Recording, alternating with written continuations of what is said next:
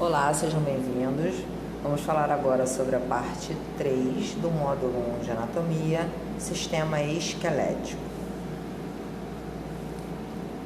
O sistema esquelético é constituído de ossos, cartilagens, além dos ligamentos e tendões. O esqueleto é responsável por sustentar e dar forma ao corpo. Ele também protege os órgãos internos e atua em conjunto com os sistemas muscular e articular para permitir os movimentos do corpo. Outras funções são a produção de células sanguíneas dentro da medula óssea e o armazenamento de sais minerais, como por exemplo do cálcio. O osso é uma estrutura viva, muito resistente e dinâmica, pois também tem a capacidade de se regenerar quando sofre alguma fratura. A estrutura óssea é constituída de diversos tipos de tecido conjuntivo, denso, ósseo, adiposo, cartilaginoso e sanguíneo, além do tecido nervoso. Então aqui nós temos a estrutura do osso, nós temos a parte do osso que é esponjosa, que é nas extremidades, que é uma parte do osso que não tem tanta resistência, tá? E temos a parte central do osso, onde a gente tem a medula, vasos sanguíneos, e normalmente essa parte do corpo, essa parte mais central do osso, ela tem uma resistência maior, ela é feita de um osso mais compacto, tá? Então nós temos as camadas do periósteo, que é a mais externa, uma membrana fina e fibrosa, tecido conjuntivo denso, envolve o osso, exceto nas regiões das articulações, as epífises, as extremidades, e no periósteo, que se inserem aos músculos e tendões. Camada de osso compacto é o tecido ósseo composto de cálcio, fósforo e fibras colágenas, que lhe dão resistência. É a parte mais rígida do osso, formada por pequenos canais que circulam nervos e vasos. Entre esses canais estão os espaços onde se encontram os osteócitos. Osso esponjoso é uma camada mais densa em alguns ossos. Apenas essa estrutura está presente e pode conter medula óssea na região. Canal medular, a cavidade onde se encontra a medula óssea, geralmente presente nos ossos longos.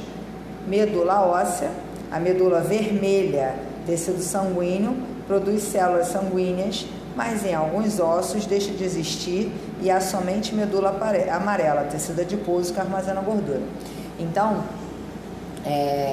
quando a gente é mais jovem, a gente tem vários ossos que são responsáveis pela produção dessas células ósseas. Conforme vai avançando a idade, apenas alguns ossos ficam com essas funções, tá? De produzir células ósseas. O esqueleto humano é composto de 206 ossos. Finalmente aquela resposta. Diferentes tamanhos e formas. Eles podem ser longos, curtos, planos, suturais, sesamoides ou irregulares. Cada um deles apresenta suas funções próprias e, para isso, o esqueleto é dividido em axial e apendicular. O esqueleto axial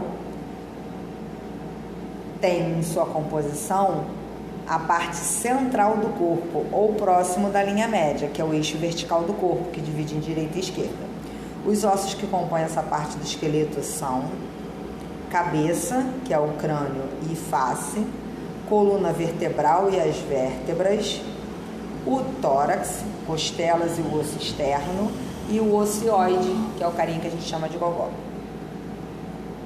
Aí aqui a gente tem uma visãozinha lateral do crânio, onde a gente vê alguns ossos. O osso frontal, que é o osso da testa, o parietal, que é o osso do topo da cabeça, a gente tem um de cada lado, tem dois parietais. O osso occipital, que é o osso da nuca. O osso temporal, a gente tem um de cada lado, que é o osso onde tem o conduto auditivo, os ossículos da audição. Na face a gente tem o osso nasal, o osso lacrimal, a maxila, que é a parte de cima da boca, o zigomático, que forma a maçã do rosto junto com o osso temporal, e a mandíbula, que é a parte de baixo da boca. A mandíbula, inclusive, é o único osso móvel do crânio. A cabeça é formada por 22 ossos, 14 da face e 8 da caixa craniana. E há ainda 6 ossos que compõem o ouvido interno, 3 de cada lado. O crânio é extremamente resistente, seus ossos são intimamente ligados e sem movimento. A gente já falou sobre as suturas ali quando a gente falou de articulações. Ele é responsável por proteger o cérebro, além de possuir os órgãos do sentido, audição, visão, paladar, olfato. Coluna vertebral. Nós temos aqui os ossinhos da coluna vertebral, tá? Ela é localizada na parte dorsal do tronco. A gente tem as vértebras cervicais, que são 7, torácicas, que são 12, lombares, que são 5, sacro e cóccix, que são 4 ou 5, pode variar. A coluna é formada por vértebras que são ligadas entre si por articulações, o que torna a coluna bem flexível. Possui curvaturas que ajudam a equilibrar o corpo e amortecem os choques durante os movimentos. Então, nós temos 24 vértebras no total, podem ser contadas 32 também, se sacro e cóccix forem contados com vértebras individuais, apesar de serem regiões em que as vértebras são unidas entre si, tá? Então, sacro e cóccix pode ser contado como osso do sacro, apenas um, ou como coluna sacra, composta de 5 ossos fundidos, tá? Tem essa variação, qualquer uma das duas está correta. Então, vamos lá. Cervicais são 7 vértebras na região do pescoço, sendo a primeira vértebra C1, denominada como Atlas, a segunda vértebra C2 é o axis. Elas são vértebras atípicas, elas são vértebras diferentes do restante do segmento cervical, tá? A gente tem também a 7ª vértebra cervical, que ela é denominada proeminente, e ela também é uma vértebra típica, ela tem características diferentes do restante do segmento cervical, ok? Vértebras torácicas são em número de 12 e elas se articulam cada uma com um par de costelas, tá? As lombares são em 5 vértebras, elas são maiores porque elas suportam e distribuem o peso corporal para os membros inferiores. O sacro é composto por 5 vértebras, elas são separadas no nascimento e se fundem ao avançar da idade e formam um único osso. Esse osso ele é fundamental para um ponto de apoio na região pélvica. Então, o sacro ele se articula com os ossos do quadril do lado direito e do lado esquerdo, formando a bacia ou a pelve óssea. O cóccix é composto de 4 vértebras pequenas, tá? Elas são fundidas entre si, formando um único osso na idade adulta.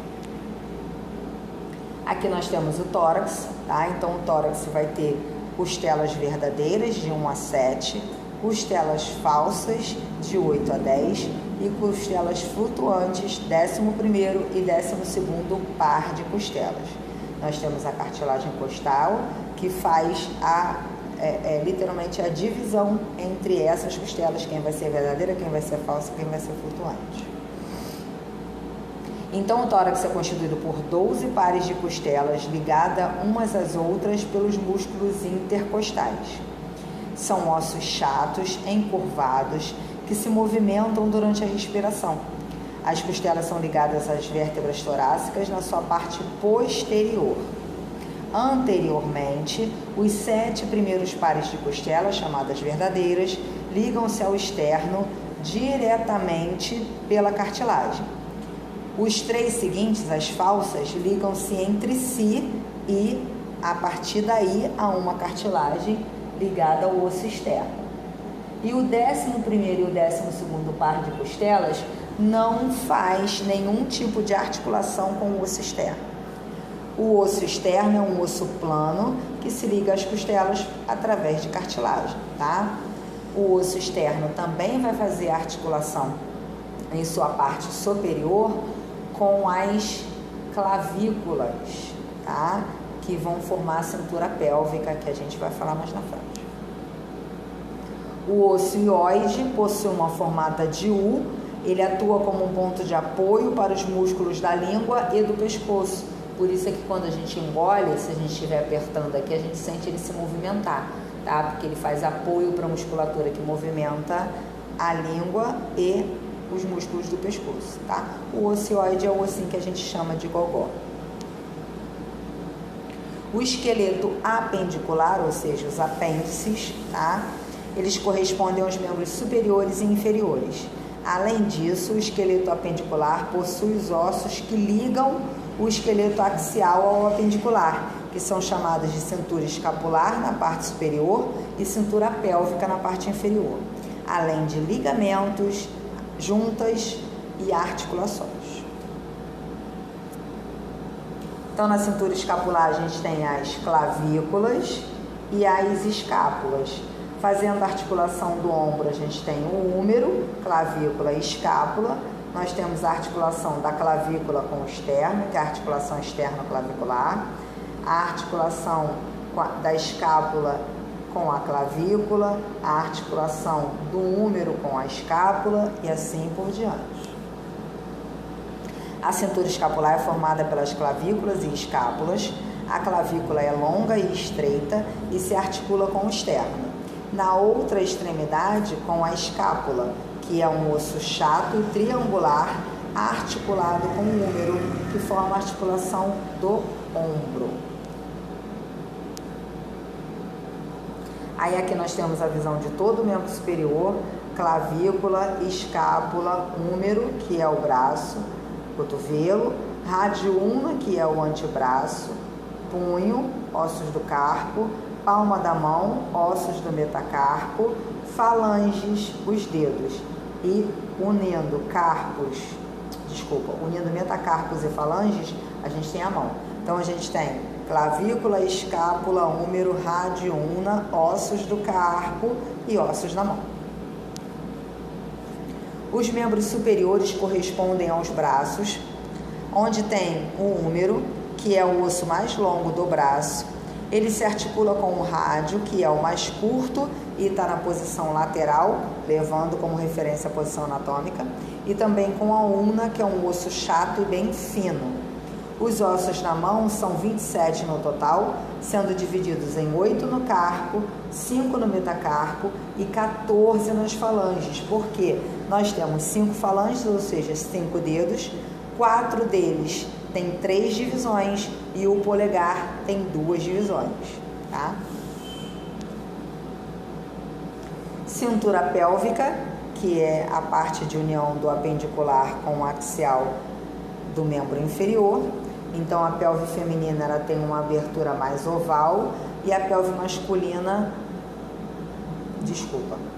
a pelve masculina tem uma abertura mais oval e a pelve feminina tem uma abertura mais circular, tá?